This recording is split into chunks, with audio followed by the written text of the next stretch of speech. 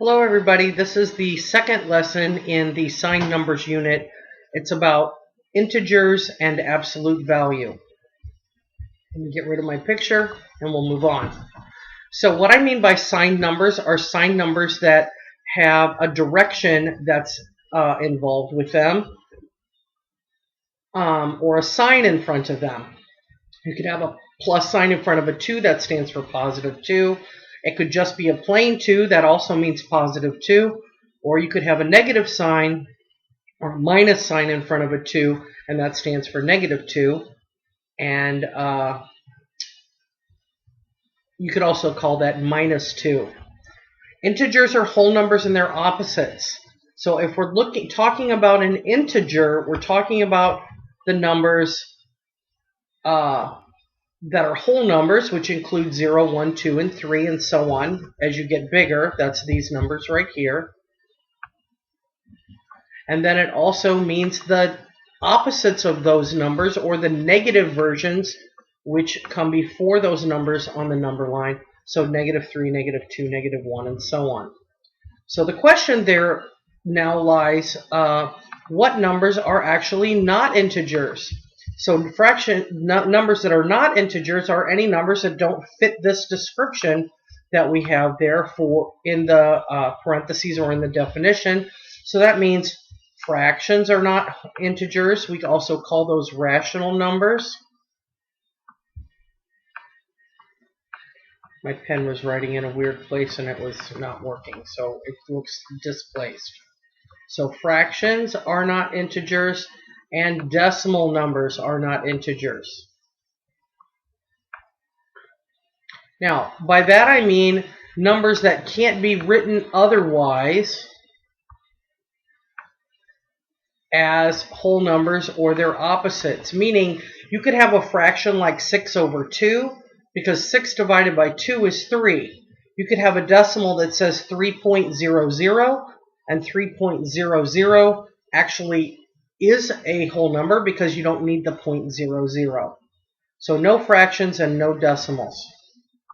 Okay, so what do these integers look like? How do they fall on the number line? So I've put a horizontal number line here. You notice that the positive numbers are on this side.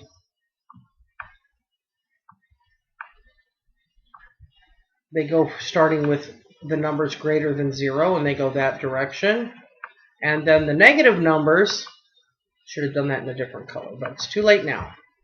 The negative numbers go on the other side in the exact same order, but from right to left, and they start at 0, and they go on forever in the opposite direction. And there are fractions and decimals in the negative numbers. This number line only indicates the integers on there, because we could never list all of the fractions or all of the decimals, so they're just, assumed to be between those integers.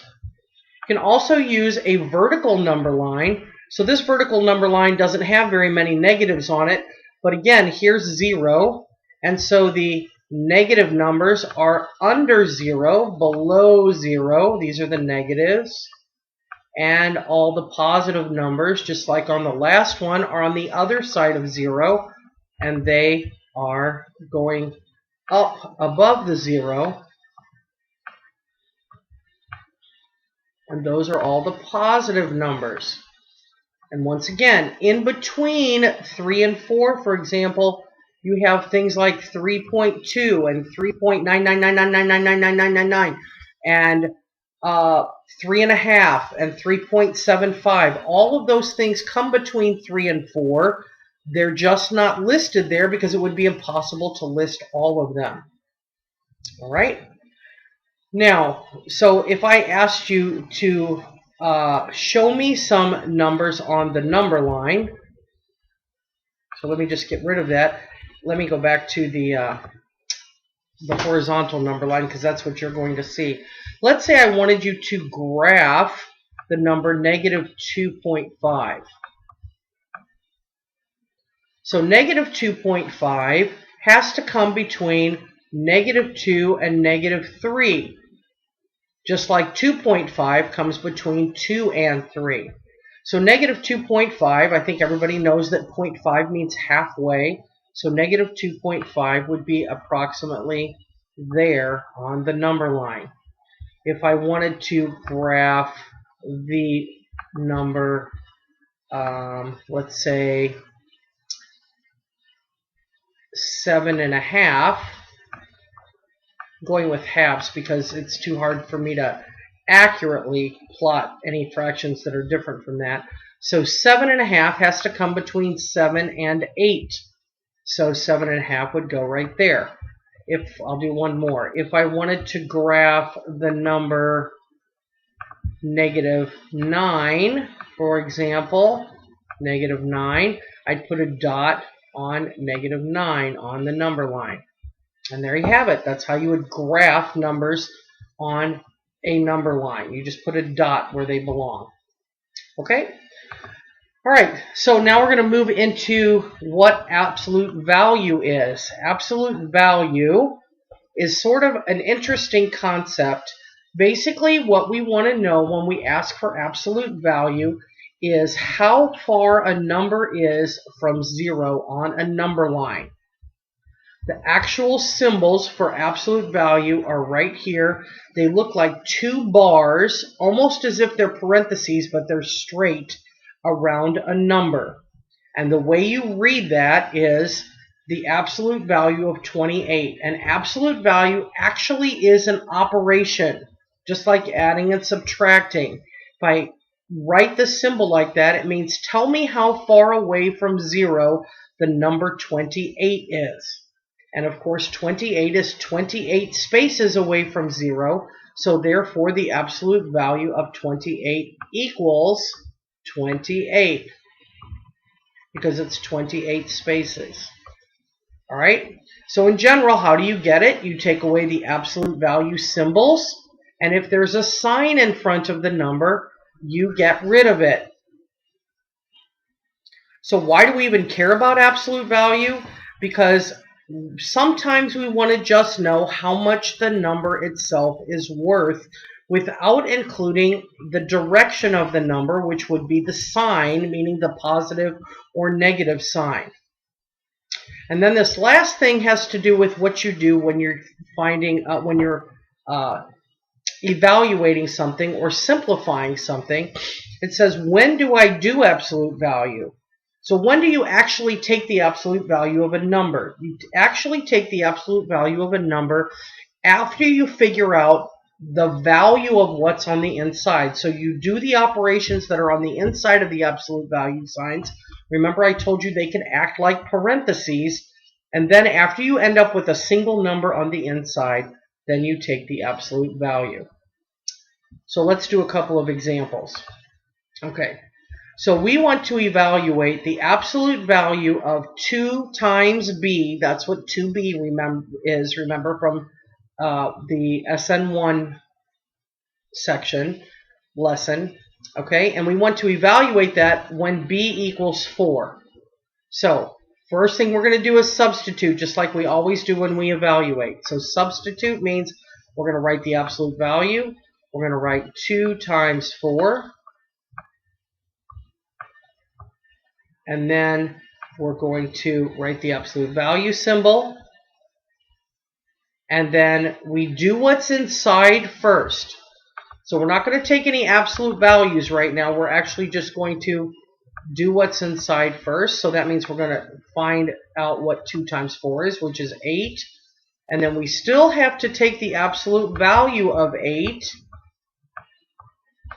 And the absolute value of 8 is 8. I'm going to put it down here because I want to use this area for another example. So let's say that I just wanted to find the absolute value of m when m is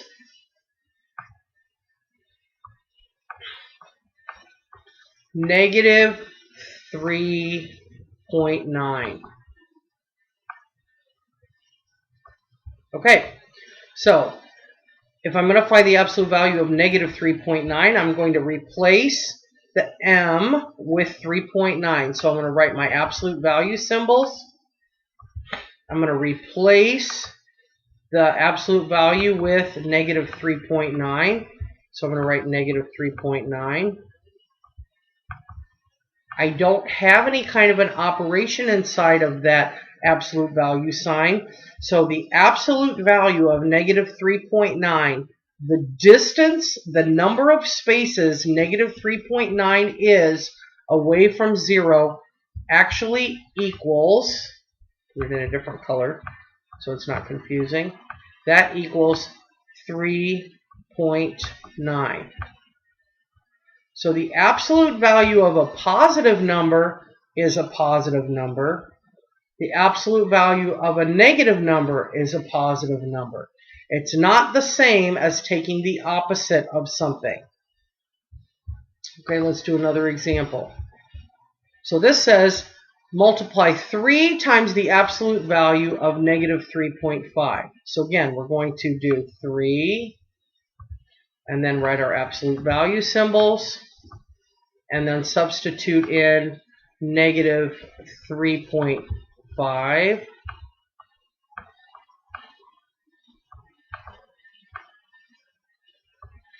And so first we take the absolute value, so that's 3.5. And then we're going to multiply that by 3, because that's what 3 next to that absolute value sign means, and that actually equals 10.5.